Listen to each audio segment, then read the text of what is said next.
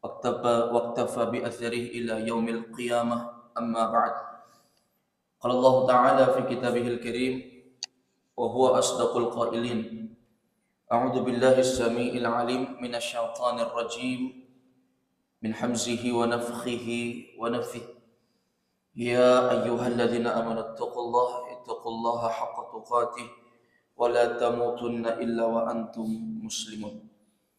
Ma'asyiral muslimin, a'azakumullah, jemaah salat subuh yang dimuliakan oleh Allah. Alhamdulillah, di pagi hari ini kita seluruhnya dikumpulkan oleh Allah Azza wa Jalla di tempat yang mulia ini untuk kita bisa sama-sama duduk sejenak sambil mudzakarah, tanasuh bil haq, saling mengingatkan tentang hukum agama Allah Azza wa Jalla. Seorang muslim itu butuh dengan yang namanya nasihat dan mengulang-ulangi nasihat tersebut. Seorang ulama besar yang bernama Imam Al-Mizzi, masyhur, beliau mengatakan, man hazal ilma wa dzakarahu saluhat dunyahu wa akhiratuh. Fa'adim lil ilmi mudzakaratan fahayatul ilmi mudzakaratuh. Barang siapa yang mengumpulkan ilmu wa dzakarahu dan terus mengulang-ulangi ilmu yang telah dia pelajari, saluhat dunyahu wa akhiratuh, akan baik dunia dan akhiratnya. Fa'adim lil ilmi mudzakaratan, teruslah ulangi ilmu tersebut. Fahayatul ilmi mudzakaratuh, karena hidupnya ilmu itu dengan diulangi. Oleh karena itu, ma'asyiral muslimin, a'azzakumullah, terkadang kita telah mengetahui suatu hukum terhadap syariat Allah, tapi terkadang kita butuh untuk kembali diingatkan. Salah satunya untuk memudzakarah apa yang telah kita ketahui itu dengan duduk di majelis ilmu. Majelis yang Nabi SAW menamakan Raudhatun min Riyadil Jannah, taman dari taman-taman surga. Majelis yang di dalamnya para malaikat memohonkan ampun untuk orang yang duduk di dalamnya. Majelis yang seorang hamba itu dinaungi oleh malaikat, dinaungi oleh rahmat. Allah Subhanahu wa Ta'ala akan memperkenalkan mereka di sisi makhluk-makhluk yang tentunya mulia dan dekat bersama Allah Azza wa Jalla. Oleh karena itu, tidak ada kerugian untuk mempelajari ilmu agama. Di pertemuan kali ini kita akan membahas satu tema penting terkait dengan cara tariqatud da'wah, cara di dalam berdakwah, mengajak manusia kepada jalan yang benar, cara untuk mengajak manusia kepada agama Allah Subhanahu wa Ta'ala. Di pembahasan kali ini kita akan membahas dengan tema memulai dengan yang paling penting, kemudian yang penting berikutnya. Dari temanya saja kita bisa melihat bagaimana Nabi SAW dan para sahabat berdakwah dengan hikmah, menyebarkan ilmu agama dengan perlahan-lahan. Al-bada'u bil ahammi fal aham. Mereka memulai dengan yang paling penting, kemudian yang paling penting berikutnya. Di dalam kehidupan dunia ada permasalahan yang urgensi, harus didahulukan. Setelah itu baru yang berikutnya. Dalam masalah agama juga seperti itu. Apakah kalau kita melihat ada orang yang melakukan kesalahan di dalam ritual ibadah di dalam Islam ini, kemudian kita langsung menegur dan menyakiti hatinya? Ini tentunya bertentangan dengan syariat. Apakah ketika kita melihat ada orang yang meminta-minta di kubur, bahkan menyembah kubur, kemudian kita mengatakan kepadanya, anta ya kafir, kita teriaki dengan kalimat kafir, musyrik, apakah seperti itu? Jawabannya tentu tidak. Ada hikmah di dalam berdakwah itu. Ada hikmah di dalam menyampaikan hukum Allah Azza wa Jalla tersebut. Fadilatul Syekh Muhammad bin Shalih Al-Utsaimin mencontohkan contoh yang sama. Ketika ada orang yang menyembah kubur misalnya, apa kita langsung mengatakan dan meneriaki dengan kalimat anta ya kafir? Tentu tidak. Mungkin kita bisa bertanya dengan perlahan kepada orang tersebut. Karena orang yang melakukan kemaksiatan, dosa, terkadang hal tersebut didasari atas kejahilan, ketidaktahuan. Walaupun ma'asyiral muslimin a'azakumullah, kebanyakan orang melakukan penyembahan terhadap kuburan itu disebabkan penentangan terhadap syariat di atas pengetahuan terhadap dalil yang qat'i, yang syar'i, yang sharih, yang sudah jelas. Maka beliau mengatakan, bisa jadi seorang muslim itu bertanya dulu, apakah yang memberikan rezeki itu adalah penghuni kubur? Apakah yang mengatur urusan seorang hamba itu adalah penghuni kubur ini? Apakah yang menetapkan jodoh? Demikian pula nasib. Dan apapun itu, apakah penghuni kubur ini? Tentu orang yang meminta kepada penghuni kubur tadi akan mengatakan tidak. Tentu saja Allah Azza wa Jalla. Kalau kita bertanya lagi, lantas kenapa engkau meminta kepada selain Allah Azza wa Jalla? Mungkin kita bisa bertanya, hal yasma'ul mauta? Apakah orang yang sudah mati itu bisa mendengar? Itu membuka cakrawala pemikiran orang yang meminta kepada selain Allah Azza wa Jalla tersebut. Akhirnya dia berpikir, oh iya ternyata saya salah untuk meminta. Al-mauta la yasma'un. Orang yang mati itu tidak bisa mendengar. Ini ma'asyiral muslimin a'azzakumullah, hikmah di dalam berdakwah. Ini sangat penting sekali. Bagaimana Nabi SAW itu berdakwah dari hal yang paling penting dulu, yang aham, yang punya kepentingan yang urgen terlebih dahulu. Dan ini adalah inti dakwah para nabi dan rasul, yaitu mengajarkan tauhid kepada manusia. Ini ada satu kisah yang masyhur, kisah pemutusan sahabiyun jalil Mu'adz bin Jabal radhiyallahu anhu ila Yaman. Itu kisah sahabat Nabi yang mulia Mu'adz bin Jabal ketika diutus ke negeri Yaman untuk dakwah, tentunya bukan diutus untuk belajar. Kalau kita kan sekarang anak-anak kita pergi ke Yaman itu untuk belajar. Tetapi dulu Mu'adz bin Jabal diutus ke negeri Yaman untuk berdakwah. Artinya sudah punya ilmu yang cukup untuk didakwahkan. Nah, seorang itu tidak boleh untuk berdakwah kecuali dia mendakwahkan apa yang dia ketahui dan apa yang tidak ragu-ragu untuk dia sampaikan. Karena berbicara tentang hukum Allah Azza wa Jalla, berbicara tentang syariat Allah Azza wa Jalla. Dulu ada dua orang yang diutus ke negeri Yaman itu. Yang pertama Abu Musa Al-Asy'ari. Siapa namanya? Abu Musa Al-Asy'ari. Abdullah bin Qais, atau lebih dikenal dengan Abu Musa Al-Asy'ari. Pernah dengar nisbah Al-Asy'ari? Ya. Abul Hasan Al-Asy'ari.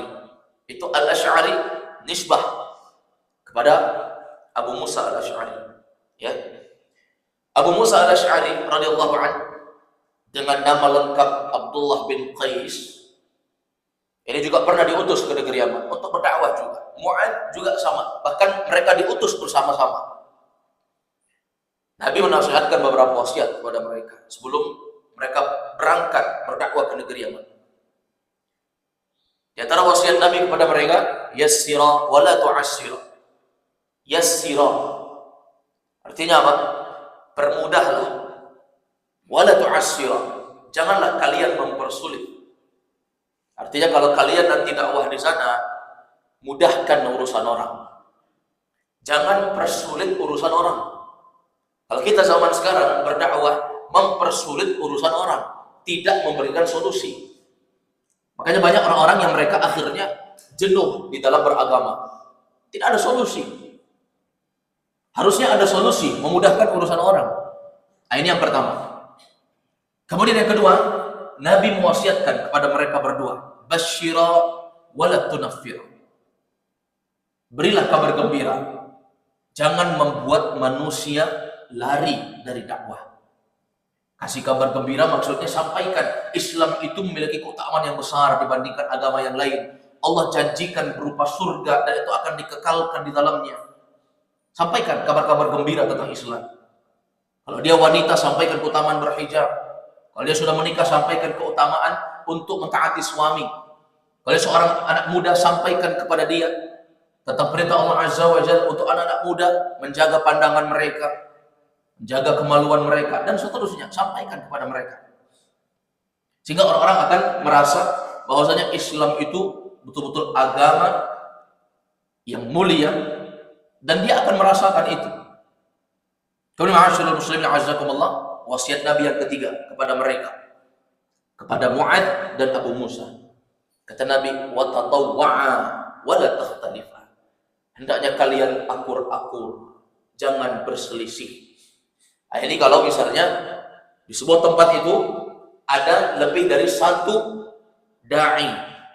Di sebuah tempat itu ada lebih dari beberapa dai, banyak. Maka wasiat Nabi, wa tatawwa'a wa la takhtalifu. Kalau kalian sampai di sana, akur-akurlah kalian. Tahu ya, akur-akur itu damai-damai saja. Wa la takhtalifa, jangan berselisih. Jadi betapa banyak kalau kita lihat zaman sekarang, tugas penting juga ini, ya, terkait dengan permasalahan dai, ya, yang senantiasa berselisih. Suatu permasalahan. Sekarang dia lupa bahwasanya nikmat persaudaraan itu nikmat yang sangat besar. Sekarang kan ketika ada saudaranya yang memiliki kelebihan, dia akan menganggap bahwasanya itu adalah saingan untuk dia. Coba, itu ada penyakit hati di dalam hatinya. Fi qulubihim marad, di dalam hati mereka itu ada penyakit, kata Allah. Fazadahumullahu marad. Maka Allah menambah penyakit tersebut. Penyakit hati kalau dibiarkan semakin Allah tambah. Seperti orang munafik yang punya penyakit hati, salatnya riya, yura'unan nas, mengharapkan penglihatan manusia. Wala yadhkurunallaha illa qalila. Mereka tidak zikir kepada Allah kecuali hanya sedikit saja. Ma'asyiral muslimin a'azzakumullah. Ada perselisihan, itu ada.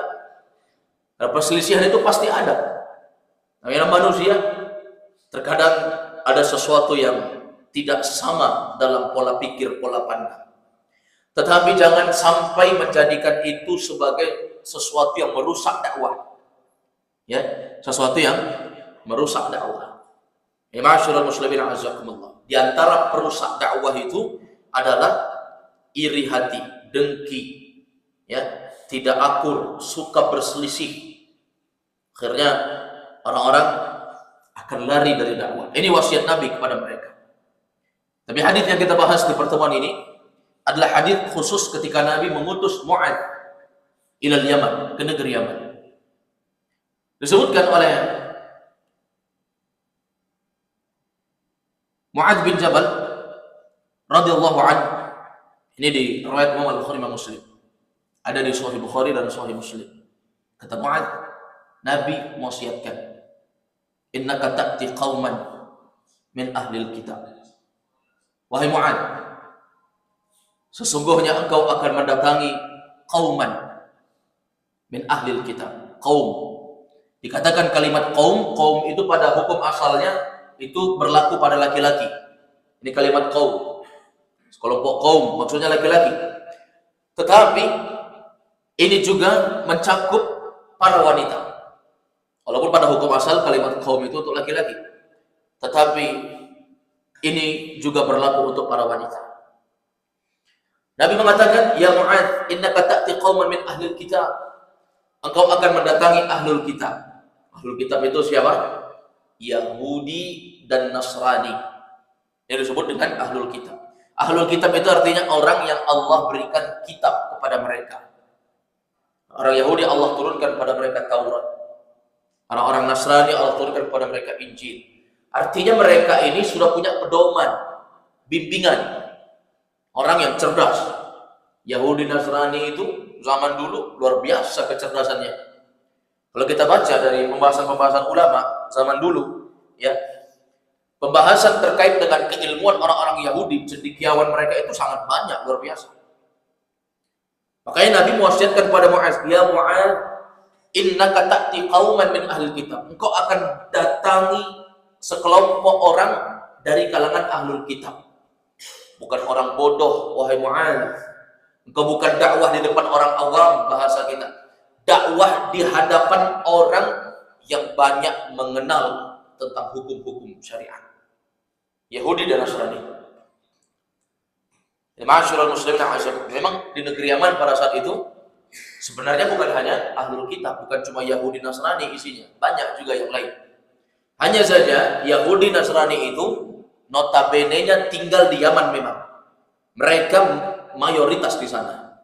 Walaupun kalau kita bertanya apakah semua orang Yaman Yahudi saat itu Yahudi di Yaman adalah Yahudi Nasrani? Jawabannya tidak. Ada juga yang lain. Tetapi notabene-nya mereka pada saat itu negeri Yaman adalah Yahudi dan Nasrani. Jadi dikasih tahu juga oleh Nabi. Nanti kalau kau sampai sana ya wahai Mu'adz, di sana itu bukan orang sembarangan. Isinya Yahudi Nasrani. Nah, ini penting juga untuk kita. Ketika kita berdakwah itu, kita harus menyampaikan kepada orang-orang yang akan kita utus untuk berdakwah tentang keadaan tempat di sana. Sama juga pengurus masjid, khususnya kawan-kawan yang pegiat dakwah yang biasa mengundang ustaz-ustaz untuk berdakwah di tempat-tempat tertentu, bolehlah kita ceritakan deskripsi tentang keadaan tempat yang akan didakwahi.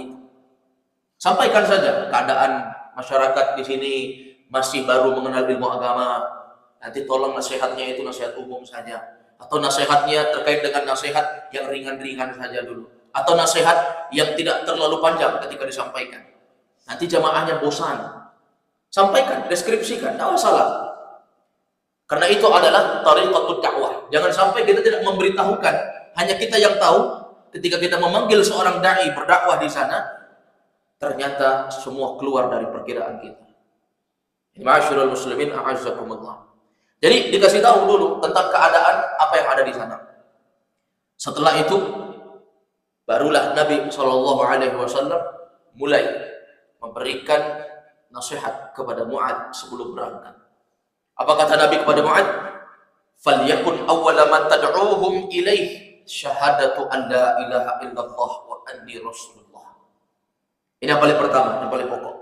Hendaknya yang paling pertama engkau lakukan wahai Mu'adz, engkau mengajak manusia, mengajak mereka untuk mengucapkan kalimat la ilaha illallah Muhammadan Rasulullah. Nah, ini ma'asyiral muslimin a'azzakumullah. Di antara ciri dakwah para nabi dan rasul, mulai dari rasul yang pertama sampai rasul yang terakhir Nabi Muhammad alaihi salam, seluruhnya mereka dakwahnya sama, mengajak untuk mentauhidkan Allah azza wa jalla. Oke, Nabi SAW bersabda, kata Nabi SAW, "Al-anbiya'u ikhwatul li'allan." Para nabi itu mereka bersaudara. Ummahatuhum syatta wa dinuhum wahid. Ibu-ibu mereka berbeda, tapi agama mereka satu, yaitu agama mengajak untuk menyembah Allah. Ini yang paling pertama kita dakwahkan kepada orang. Kalau kita mengajak saudara kita untuk kembali kepada jalan kebenaran, perbaiki dulu la ilaha illallah Muhammadar Rasulullah ya. Jangan sampai kita mengajak mereka sholat, mengajak mereka sedekah, mengajak mereka untuk melakukan ketaatan, tapi kita tidak perbaiki tentang tauhid mereka. Ini yang paling pertama, ma'asyiral muslimin a'azzakumullah. Jadi kita bisa melihat di antara ciri dakwah ahlus sunnah wal jamaah, dakwah para nabi dan rasul, maka mereka akan mendahulukan tauhid dibandingkan pembahasan yang lain. Karena ini adalah usul dari segala perkara, pokok segala urusan. Ada pertama, ma'asyiral muslimin a'azzakumullah, wasiat Nabi. Baik, ini tariqatul dakwah, karena nanti ada beberapa pembahasan syariat. Mulai dari sholat, zakat, terkait dengan pembahasan yang lain. Itu nanti akan dijelaskan, tetapi dimulai dengan memperbaiki tauhid. Yang mesti diperbaiki itu tentang tauhid. Yang pertama, tentang kalimat la ilaha illallah. La ilaha illallah itu punya dua rukun. Sampaikan, an-nafyu wal itsbat. Ya, yang pertama penafian dari kalimat la ilaha, itu artinya penafian, peniadaan. kita tolak semua peribadatan yang diberikan kepada selain Allah. Dan bukan cuma itu, harus ada rukun yang kedua, yaitu itsbat. Kita harus menetapkan bahwa cuma Allah saja. Yang sampai nanti seperti orang-orang yang tidak mengenal ilmu agama, yang tidak mengenal adanya Tuhan. Mereka mengatakan tidak ada Tuhan yang disembah, selesai. Tidak ada yang ditetapkan. Sebaliknya, kalau cuma menetapkan tapi tidak menolak, cuma kita katakan cuma Allah yang jadi Tuhan, tapi tidak dinafikan, tidak ditolak, maka ini tidak cukup. La ilaha illallah harus dua. Kita tolak semua ibadah kepada selain Allah, tetapkan satu saja, Allah Subhanahu wa ta'ala. Kemudian berikutnya, tentang kalimat la ilaha illallah itu memiliki beberapa perkara yang mesti diperhatikan terkait dengan konsekuensi kalimat la ilaha illallah. Ya, kalimat la ilaha illallah itu adalah kalimat yang ketika seorang mengucapkannya dia menjadi muslim. Seorang muslim itu harus musalliman muttabi'an, harus menerima dan mengikut aturan yang Allah tetapkan untuk seorang muslim. Muslim itu artinya, muslim itu artinya orang yang berserah diri. Berserah diri itu artinya apa? Dia siap, tunduk, taat dan patuh. Itu muslim. Kalau muslim banyak membangkang, itu bukan muslim namanya. Banyak protes terhadap hukum syariat. Kenapa demikian? Kok bisa seperti ini? Lah kenapa seperti ini? Kok Allah nggak adil? Kok kenapa saya seperti ini? Kok bisa? Bagaimana? Ini namanya bukan muslim. Muslim itu, ya, dia akan menjadi seorang yang muttabi'an musalliman. Dia mengikut dan menerima. Ini baru muslim namanya. Maka seorang muslim itu harus memenuhi konsekuensi sebagai muslim. Yang pertama, istislamu lillahi bitauhid. Dia harus berserah diri kepada Allah dengan mentauhidkan Allah. Satu. Yang kedua, inqiyadu lahu bitta'ah. Harus tunduk, inqiyad. Tunduk kepada Allah dengan mentaati Allah. Yang ketiga, wal bara'atu minasyirki wa ahlihi. Berlepas diri dari kesyirikan dan pelaku kesyirikan. Yang keempat, wa alla yu'badallaha illa bima syara'. Dia tidak menyembah Allah kecuali sesuai dengan apa yang disyariatkan saja. Baru dia menjadi muslim yang sempurna di situ. Muslim yang sempurna. Kemudian kalimat asyhadu anna Muhammadan Rasulullah. Kalau kita mengucapkan aku bersaksi tidak ada, aku bersaksi bahwa Muhammad itu adalah utusan Allah dan Rasulnya, hamba Allah dan Rasulnya, itu juga punya konsekuensi. Yang pertama konsekuensinya, ta'atuhu fima amar. Taati perintah yang diperintahkan oleh Nabi. Yang kedua, tasdiquhu fima akhbar. Benarkan yang diberitakan oleh Nabi. Yang ketiga adalah ijtinabu manaha anha wa zajar. Menjauhi segala apa yang dilarang dan dibenci oleh Nabi sallallahu alaihi wasallam. Ini ma'asyiral muslimin a'azzakumullah. Baik, ini perintah Nabi yang pertama kepada wahai Mu'adz, kalau kau sampai sana nanti perbaiki tauhid mereka, sampaikan la ilaha illallah Muhammad Rasulullah dan konsekuensinya. Selesai. Ini perintah yang pertama. Dakwah yang paling penting, ini dia. Kemudian yang berikutnya, Nabi mengatakan, ya Mu'adz, fa inhum ata'uka lidzalik fa'alimhum anna Allah aftarada 'alaihim 5 shalawatin fi kulli yaumin wa lailah.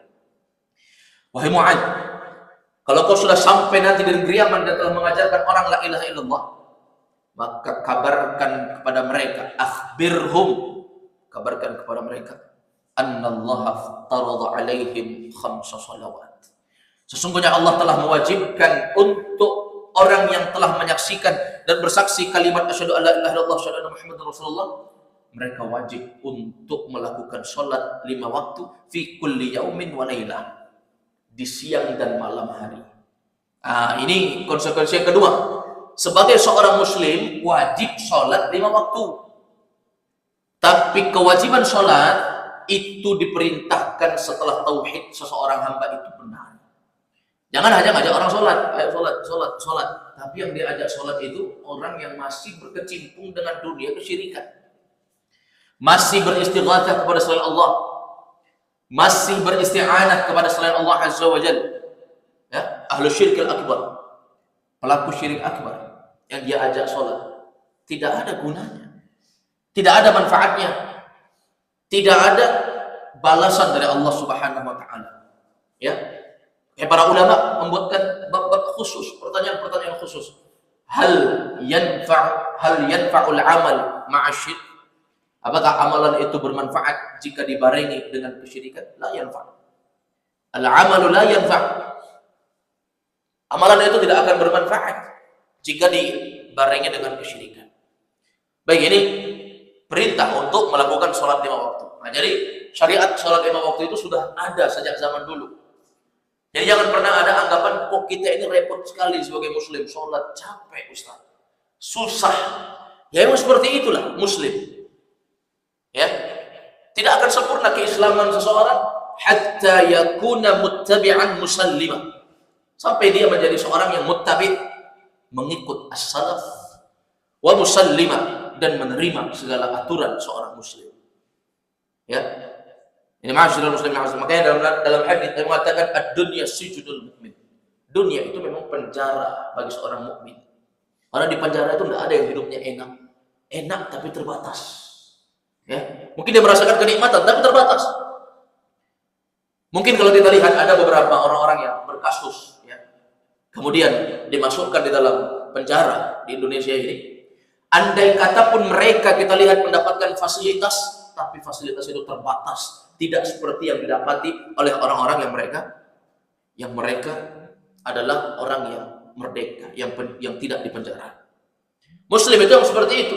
Tapi kalau berbicara kafir, Nabi mengatakan wa jannatul kafir. Ad-dunya jannatul kafir.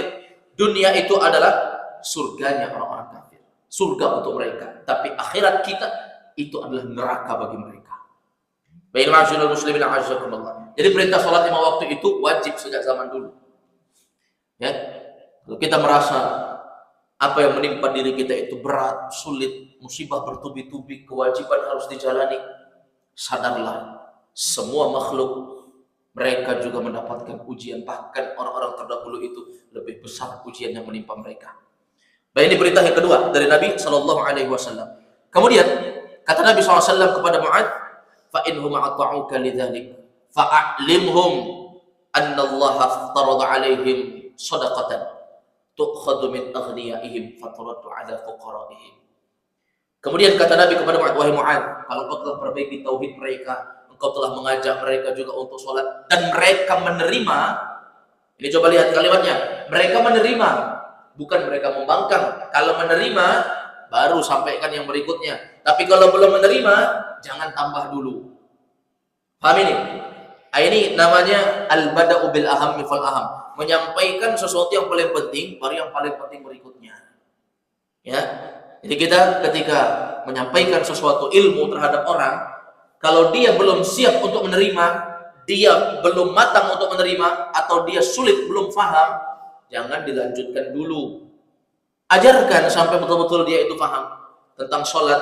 Setelah itu, baru sampaikan yang berikutnya. Fa'inhum ata'uka lidzalik. Coba lihat, wahai Mu'adz, kalau mereka sudah terima, sudah mentaati, sudah mengikuti, baru sampaikan Mu'adz. Dalam Islam itu bukan cuma mengucapkan la ilaha illallah Muhammadun Rasulullah, bukan cuma sholat, bukan cuma itu.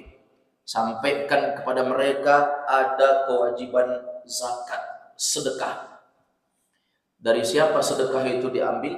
Tu'khadhu min aghniyaihim. Sedekah itu diambil dari orang-orang kaya. Nanti kalau kau sampai Yaman, Mu'adz, di sana kan ada kaya miskin, ada fuqara masakin, ada aghniya. Nanti engkau cari siapa-siapa yang kaya, ambil zakat sedekah mereka, faturaddu ala fuqaraihim, sampaikan dan berikan kepada orang-orang yang fakir. Nah, ini ma'asyiral muslimin a'azzakumullah. Kemudian Nabi mengingatkan tentang harta. Kata Nabi kepada Mu'adz, ya Mu'adz, ittaqi ya wa iyyaka wa qara'im amwalihim. Hati-hati engkau dari harta yang terbaiknya mereka. Hati-hati dari harta terbaiknya mereka. Nah, ini para ulama mengatakan terkait dengan sedekah. Sedekah itu yang terbaik adalah yang pertengahan. Tidak harta yang terbaik, tidak juga harta yang terburuk, tetapi yang pertengahan. Jangan sampai nanti engkau mengambil zakat dari orang-orang kaya untuk diberikan kepada orang miskin, tapi engkau mengambil sesuatu yang terbaik, yang paling dicintai orang-orang kaya itu, sehingga mereka nanti akan akan tersinggung, akan terasa dizolimi. Kok kami dipaksa untuk bersedekah dengan sesuatu yang terbaik yang kami miliki? Maka kata Nabi SAW, wa iyyaka wa karaima amwalihim. Wahai Mu'adz, ambillah dari, hati-hati engkau dari harta terbaik mereka. Maksudnya ambil yang pertengahan dari harta mereka. Dan Nabi mengatakan, wattaqi da'watal mazlum. Hati-hati engkau wahai Mu'adz dari doa orang yang terzolimi. Nah, ini penting juga ini jemaah. Kita ketika berdakwah jangan pernah berbuat zalim kepada orang. Paham ini ya? Zalim itu apa artinya? Wad'u syai' fi ghairi mawdi'i. Itu namanya zalim. Meletakkan sesuatu bukan pada tempatnya. Itu namanya zalim. Dalam segala hal. Kenapa Allah menamakan syirik sebagai zalim? Ya, kenapa Allah menamakan syirik sebagai zalim? Karena mereka meletakkan sesuatu bukan pada tempatnya. Ketika Nabi ditanya oleh seorang laki-laki, "Ya Rasulullah, ayyu dzambi a'zam?" Qal an taj'ala lillahi niddan wa huwa khalaqak. Ya Rasulullah, dosa apa yang paling besar? Kata orang ini. Kata Nabi, dosa yang paling besar di sisi Allah Azza wa Jalla itu engkau menjadikan tandingan untuk Allah sementara Allah yang menciptakan engkau. Coba lihat. Disinilah bentuk kezaliman. Allah yang mencipta, yang kita sembah selain Allah Azza wa Jalla. Ini namanya kezaliman, meletakkan sesuatu kepada tempatnya. Harusnya kita menunaikan hak sesama muslim. Idza laqitahu fasallim alaihi. Kalau dia jumpa dengan saudaranya, dia ucapkan salam. Sekarang ketika berjumpa tidak mengucapkan salam. Jangankan mau mengucapkan salam, menoleh pun tidak mau, apalagi mau berbicara. Mau ngobrol, la salam wala kalam. Tidak ada ucapan, tidak ada pembicaraan, tidak ada salam. Makanya mereka itu zalim. Ya, ketika ada seorang yang muslim berpapasan, kemudian mereka saling acuh, tidak saling tegur sapa, ini tidak menunaikan apa yang diperintahkan oleh Allah Azza wa Jalla. Zalim namanya itu. Menzalimi orang lain. Demikian pula ketika seorang ya mengisolasi saudaranya, Nabi melarang untuk melebihi 3 hari 3 malam. Wala yahillu li muslimin ay yahjura akhahu fawqa 3 ayyam. Dalam Sahih Muslim.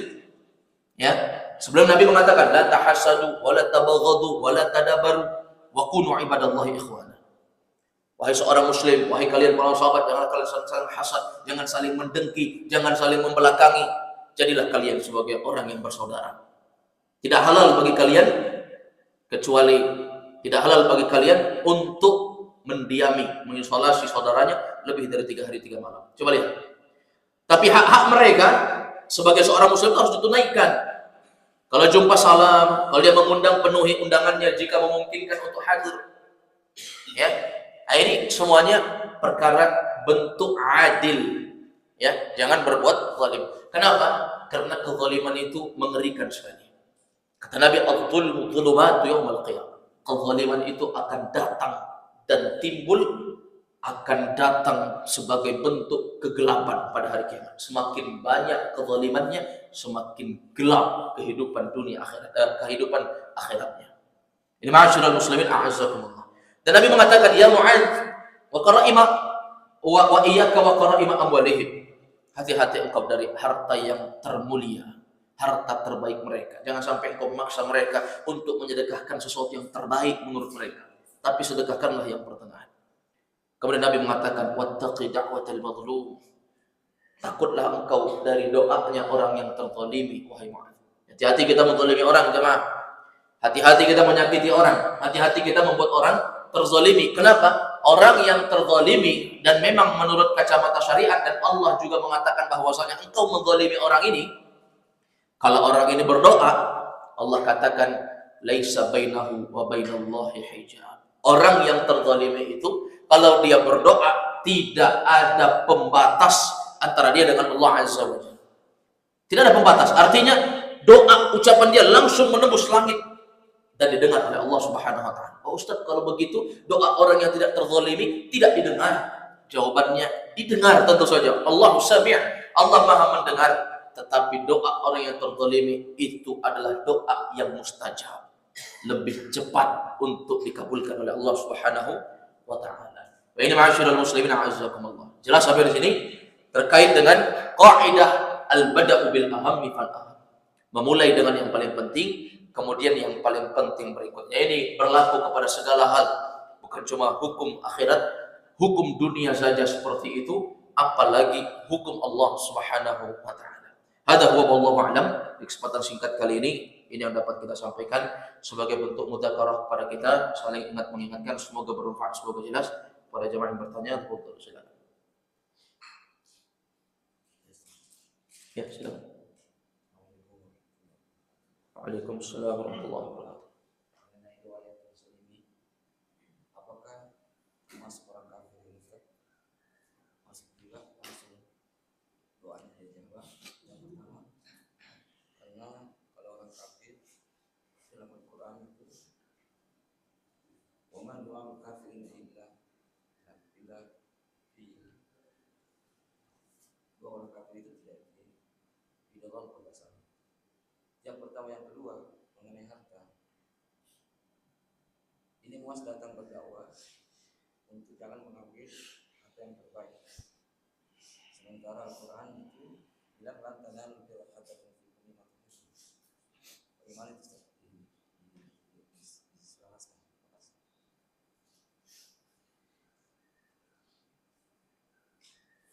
Ya baik. Ayat terkait yang pertama, terkait dengan orang kafir. Ini maksudnya orang kafir yang dizalimi. Orang kafir yang dizalimi. Ini sama saja. Dalam hadis Nabi SAW mengatakan, ittaqu da'watal mazlum wa in kana kafira. Hati-hati engkau, hati-hati kalian, kata Nabi SAW, untuk menzalimi orang-orang walaupun dia kafir. Hati-hati engkau dari doa orang yang terzalimi walaupun dia adalah seorang kafir. Wa in kana kafira, walaupun dia kafir. Fa innahu laisa bainahu wa bainallahi hijab. Karena tidak ada hijab pembatas antara dia dengan Allah Azza. Ya termasuk kafir. Berarti kita boleh untuk menzalimi mereka karena mereka adalah orang-orang yang Allah Azza wa Jalla tidak membenarkan seorang muslim untuk menzalimi mereka. Ya, untuk menzalimi mereka. Tetapi dia diajak dengan dakwah hikmah, diajak dengan Islam secara baik dan benar sesuai dengan tuntunan. Jadi itu juga termasuk dari menzalimi orang-orang kafir. Kita berhati-hati dari permasalahan yang seperti ini. Tentu saja perbuatan zalim itu seluruhnya akan diminta pertanggungjawaban. Bahkan kata Nabi SAW, sampai kambing yang mematahkan tanduk kambing yang lain itu juga akan diminta pertanggungjawaban oleh Allah Subhanahu wa taala. Ini ma'asyiral muslimin a'azzakumullah. Kemudian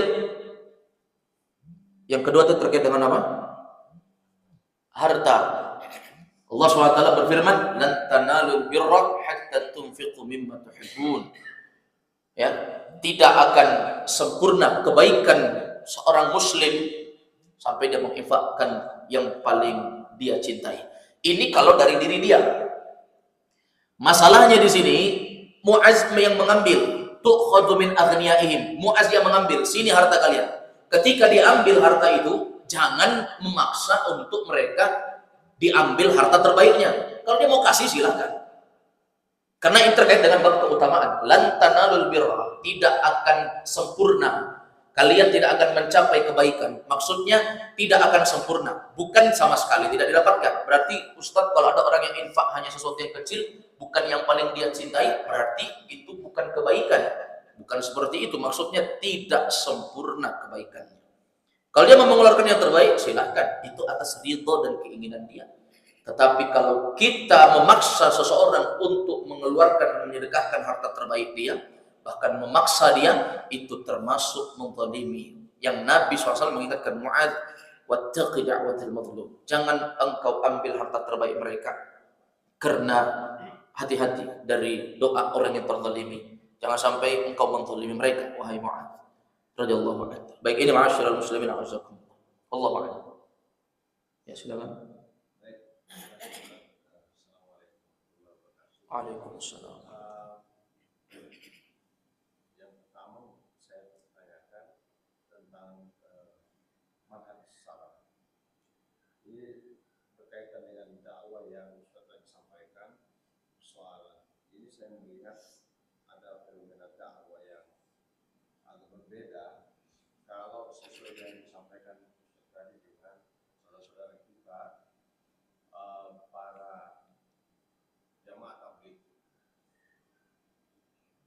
saya melihat cara mereka berdakwah itu sangat persuasif. Misalkan mereka mendatangi orang-orang yang sementara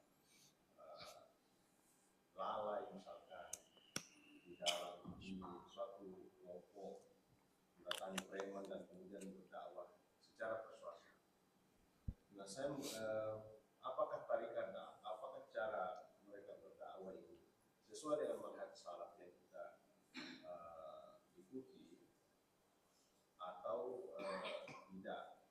Merujuk ke yang tadi, misalkan generasi ini diutus oleh Rasulullah dan cara menyampaikan tauhid yang pertama, kemudian mengajukan soal dan seterusnya. Itu yang pertama. Yang kedua, tentang cara menyiasati atau cara menghadapi keadaan kita sebagai seorang muslim dalam keadaan futur. Mungkin ada solusi dari Ustaz yang bisa saya secara pribadi bisa lakukan untuk menghadapi hal yang seperti ini. Terima kasih, Ustaz. Iya, futur itu lemah semangat di dalam ibadah. Baik, pertanyaan pertama dulu terkait dengan apa tadi? Tariqat dakwah Jama'at Tabligh.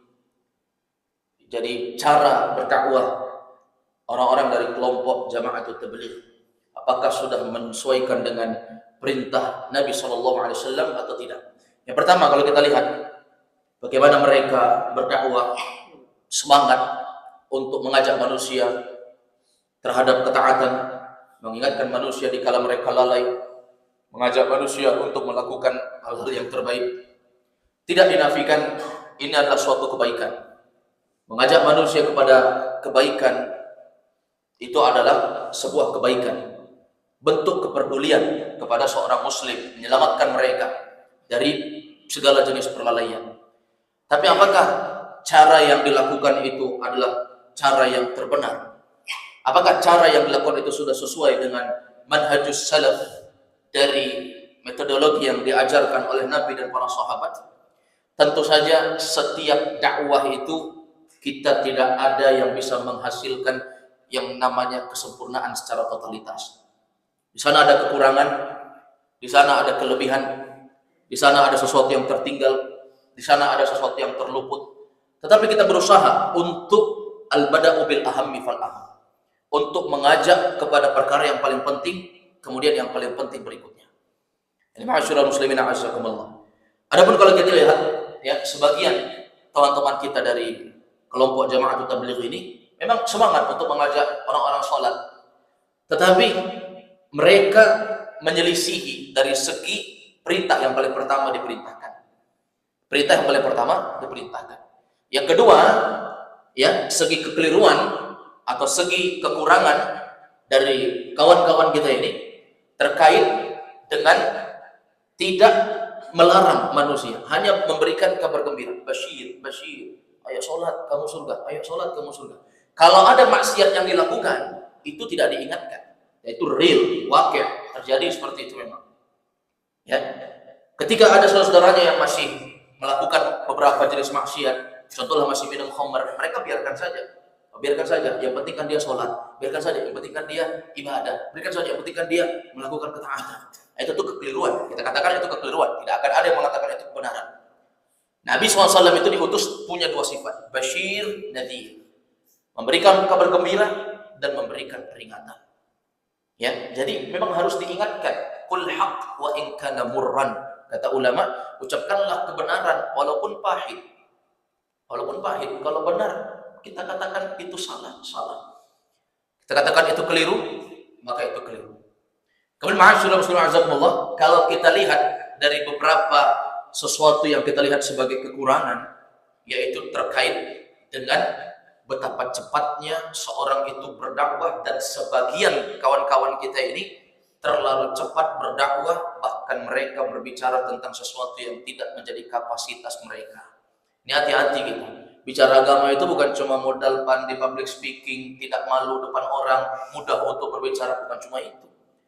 Kalau cuma berbicara semua orang bisa, tapi mempertanggungjawabkan apa yang diucapkan itu apakah sudah cocok dengan ketentuan syariat, apakah sudah cocok dengan bimbingan ulama, Nah, ini yang mesti kita perhatikan seperti ini. Ya. Karena berbicara tentang Allah itu termasuk dosa yang terbesar jika kita berbicara tentang Allah tanpa ilmu. Makanya Allah SWT merentetkan dosa-dosa besar, ya, bahkan dosa di atasnya kesyirikan. Wa antaqulu 'ala Allahi ma la ta'lamun. Kalian berbicara tentang Allah sesuatu yang kalian tidak mengetahui. Coba lihat, ya, apa yang mau didakwahkan. Coba lihat. Bagaimana caranya orang disuruh berdakwah? Dia saja baru kenal agama 3 hari. Disuruh naik ceramah. Naik ceramah saja Ustaz. 3 hari. 3 hari yang lalu masih mabuk-mabuk. Langsung mengenal ilmu agama itu al-ilmu kabahrin zakhir. Ilmu agama itu bagaikan lautan yang tidak bertepi, sangat panjang perjalanannya. Ketika Imam Ahmad rahimahullah ditanya, "Ya Imam, sampai kapan kau akan mempelajari ilmu agama?" Kata beliau, "Ma'al mahbarah ilal maqbarah." Aku akan terus belajar bersama tinta-tinta penaku ini sampai aku masuk di dalam kubur.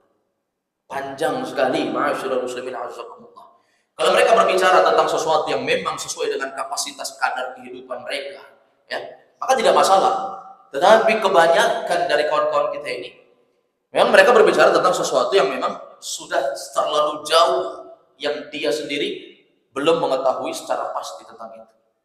Nah, ini ma'asyiral muslimin azakumullah. Jadi dakwah itu bukan hanya modal semangat, ya, cepat-cepat ingin berdakwah, cepat-cepat ingin naik panggung menjadi dai, bukan hanya itu. Tetapi butuh yang namanya persiapan, butuh kematangan ilmu. Mu'adz diutus ke negeri Yaman bukan baru kenal Islam 1 hari 2 hari.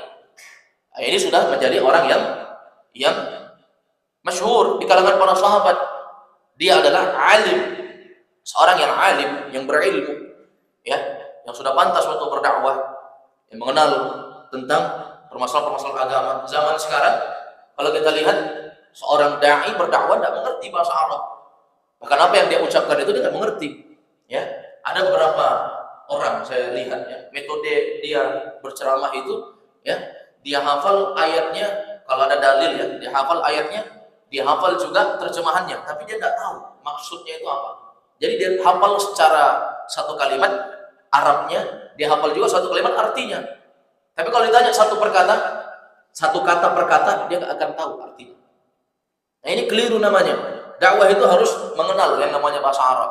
Karena Al-Quran dan hadis itu bahasa Arab, dan ulama kita itu dari Arab. Ya, bahasa mereka bahasa Arab. Bagaimana berdakwah tidak mengerti bahasa Arab? Karena mengatakan, kan kita dakwahnya di Indonesia, ngapain pakai bahasa Arab? Ya benar, kita di Indonesia, tetapi Nabi kita orang Arab. Bahasa Arab itu punya uslub gaya bahasa, beda kalimat, beda makna, beda harokat saja, beda artinya. Ya, tadi Bapak tanya tentang futur. Futur itu lemah semangat ibadah. Kalau dibilang fatur itu artinya sarapan, ya kan? Atanawalul fatur, ya kan? Aku sarapan, ya kan, seperti itu. Tapi kalau dibilang futur itu lemah semangat. Coba beda fa dengan futur, fatur. Kalau nggak ngerti mau dakwah, rusak agama, ya, rusak agama. Dan sampai nanti ada imam masjid baca walahum adabun alim, dia baca alim itu artinya mengetahui. Kalau dia baca alim, walahum adabun alim itu artinya keras, sakitnya itu dahsyat, pedis. Kalau orang mengatakan, beda ain dengan hamzah saja, alim dengan alim itu artinya berbeda. Jadi harus dikenali. Nggak usah terburu-buru untuk berdakwah, santai saja, pelajari agama. Kalau kita melihat manusia, ajak sholat, ajak, tapi perbaiki tauhidnya, ya, perbaiki la ilaha illallah. Insyaallah itu adalah sesuatu yang terbaik. Kita katakan bahwasanya setiap orang punya kelebihan, punya kekurangan, tetapi yang paling sempurna itu adalah dakwah Nabi SAW. Oleh karena itu berusaha mencontoh. Kalau Nabi memulai dari perkara itu, insyaallah itu bentuk dari menapaki jejak as-salaf, Rasulullah dan para sahabat. Kita memang beritakan untuk mengikuti Nabi. Laqad kana lakum fi Rasulillahi uswatun hasanah liman kana yarjullah. Uswah itu artinya qudwah. Ya, adalah diri Nabi itu uswah, qudwah, untuk diikuti. Dan dai berdakwah, dia itu figur. Nah, ini juga tugas berat bagi kita ini. Dakwah itu jamaah, kalau kita sudah berdakwah, kita imam, kita adalah pendakwah, kita itu figur. Kita itu diikuti oleh orang. Maka jaga sikap kita. jaga perbuatan kita, tutur kata kita jaga. Karena jangan sampai orang-orang mengikuti keburukan kita karena orang merasa kita itu adalah imam. Kita itu adalah orang yang pantas untuk diikuti. Makanya Nabi SAW itu beliau figur kedua, pantas untuk diikuti memang. Mu'adz juga sama seperti itu. Sebagai orang na'udzubillah zaman sekarang, ya, dakwah ngajak orang sholat, tapi kerjanya perbuatan-perbuatan yang keluar dari ketentuan syariat. Masih bergaul dengan para wanita, berkumpul-kumpul, bercanda-canda, bersukaria, bahkan merangkul wanita yang bukan mahramnya. Na'udzubillah, ya. Minum khamar, bahkan berjudi, bahkan coba lihat ustaz bermain game. Coba lihat ustaz bermain game di depan anak santrinya. Coba apa pandangan bapak-bapak sekalian tentang itu? Ya. Bagaimana caranya dia dai kemudian tidak menjadi figur? Bagaimana caranya hari ini kita lihat dia berdakwah, keluar dari dakwah kita lihat dia minum khamar, berjudi. Ya. Nah, ini tentunya sesuatu yang mesti diperbaiki, dan itu semua terjadi disebabkan apa? Tidak adanya kematangan ilmu dan terlalu terburu-buru untuk terjun ke dunia dakwah. Allahu a'lam. Kalau terkait dengan futur, ya, lemahnya semangat di dalam beragama, futur itu menimpa semua orang, Pak. Saya juga, semua juga, kita semua ini ditimpa dengan kala masalah futur, lemahnya semangat. Karena Nabi SAW mengatakan, innamal likulli amalin syirrah. Setiap amal perbuatan itu ada modal semangat, ada masa-masa loyonya. Bukan cuma masalah akhirat nih, dunia juga. Apa kita kerja selalu semangat? Tidak. Kadang ada problematika rumah tangga, akhirnya nggak semangat kerja. Ya. Innamal likulli amal syirrah. Setiap perbuatan itu ada masa-masa syirrah, semangat. Walikulli syirratin fatrah. Di setiap masa semangat itu akan ada masa loyonya, masa tidak semangat. Faman kanat fatratuhu ila sunnati faqad aflaha wa anja. Kata Nabi, barang siapa yang masa semangatnya itu dia gunakan untuk dekat kepadaku, yaitu kepada agamaku ini, maka dia beruntung. Coba lihat, faman kanat fatratuhu ila sunnati faqad aflaha wa anja. Barang siapa yang masa futurnya, masa di mana dia loyo, masa di mana dia tidak semangat, dia gunakan untuk tetap berada di sunnahku, dia selamat. Beruntung dia. Artinya apa? Ma'asyiral azakumullah, para ulama mengatakan di sinilah pentingnya kita punya ibadah tambahan, nafilah, ziyadah. Kalau sholat itu jangan sholat wajib saja, ada sholat sunnahnya. Jadi kalau kita futur lagi tidak semangat, kita tinggalkan yang sunnah, tetap lakukan yang wajib. Kalau orang yang tidak punya amalan sunnah, nggak pernah sholat sunnah, nggak biasa memang. Kalau dia futur, nggak sholat sudah, karena nggak punya sholat lain kecuali sholat wajib. Sama juga puasa. Jangan cuma puasa Ramadan saja, biasakan puasa Senin Kamis, ya minimal sebulan 3 kali berpuasa. Ayyamul bid, ya puasa sebulan 3 kali. Baik, maka di situ kita bisa melihat ketika kita futur, yang kita tinggalkan amalan yang bukan wajib. Kalau orang yang nggak punya amalan tambahan, ya kalau dia lagi loyo, ya tinggalkan yang wajibnya pasti, karena nggak punya amalan lain selain itu. Akhirnya nggak sholat, sholatnya musim-musiman saja, dekat Ramadan datang. Nanti kalau Ramadannya udah tinggal, ya tinggal juga, ya. Nanti mendekati lagi Lebaran Idul Adha, datang lagi. Nanti sudah habis daging kurbannya, datang lagi ke masjid. Yang mendekati kurban supaya datang dapat kupon, datang ke masjid. Nanti setelah itu nggak datang lagi. Ini namanya ibadah musiman, ya. Ya sampai nanti musim-musiman juga dia masuk neraka surga, masuk neraka surga neraka. Ini namanya perkara bermain-main, at-tala'ubu fiddin, bermain-main dalam beragama yang seperti ini. Ya, jadi futur itu menimpa semua orang. Perbanyak doa kepada Allah Azza wa Jalla. Di antara amalan yang dilakukan Nabi sallallahu alaihi wasallam, berdoa kepada Allah. Allahumma ya muqallibal qulub, tsabbit qalbi ala dinik. Ya Allah yang Maha membolak-balikkan hati, kokohkan hatiku di atas agamamu. Banyak doa, ya. Pegang dada, elus dada kita. Baca Allahumma ya muqallibal qulub. Ya Allah yang Maha membolak-balikkan hati, tsabbit qalbi ala dinik. Kokohkan hatiku di atas agama. Karena hati kita ini berbolak-balik, jemaah. Hari ini iya, besok tidak. Ya, yusbihur rajul mu'mina, ada orang di pagi hari beriman, subuh hari beriman, wa yumsi kafira, sore-sore sudah jadi kafir. Au yumsi mu'mina, ada orang di sore-sore dia mukmin, wa yusbihu kafira, di subuh hari kafir. Ya, inna quluba bani Adam fi usba'aini min asabi'ir rahman, yaqallibu kaifa yasha. Hati anak cucu Adam itu berada di 2 jari jemari Allah. Hati anak cucu Adam ada di 2 jari jemari Allah. Yuqallibu kaifa yasha. Allah bisa bolak-balikkan kapan Allah mau. Jadi perbanyak doa kepada Allah. Doa usilahul mu'min.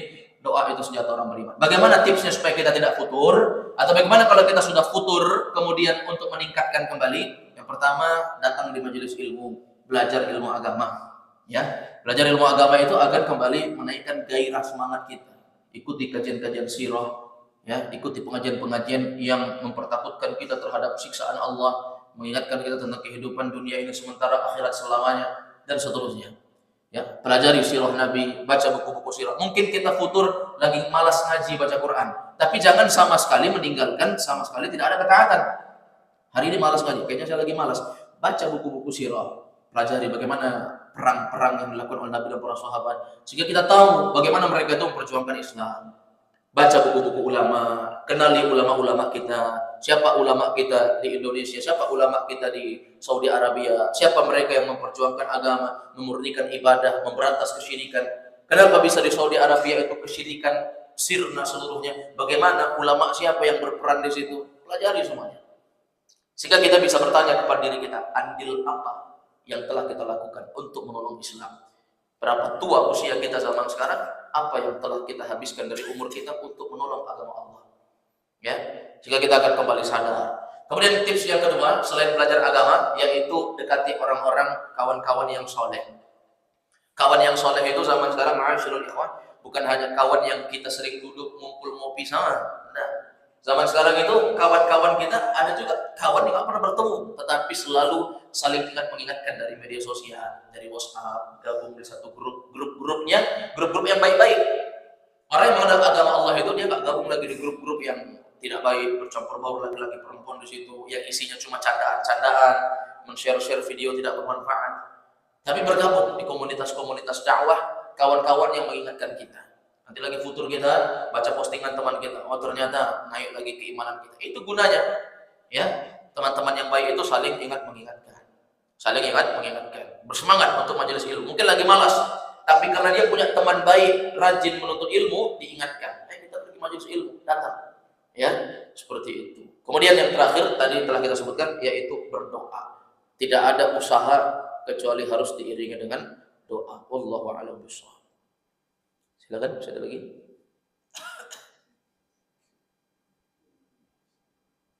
Sudah cukup ya, sudah terlalu lama. Baik, semoga bermanfaat. Apa yang benar datang dari Allah dan apa yang keliru dari apa yang kami ucapkan semua datang dari diri kami pribadi, dan kami mohon ampun kepada Allah Azza wa Jalla. Subhanakallah wa hamdik, asyhadu an la ilaha illa anta astaghfiruka wa atubu ilaik. Assalamualaikum warahmatullahi wabarakatuh.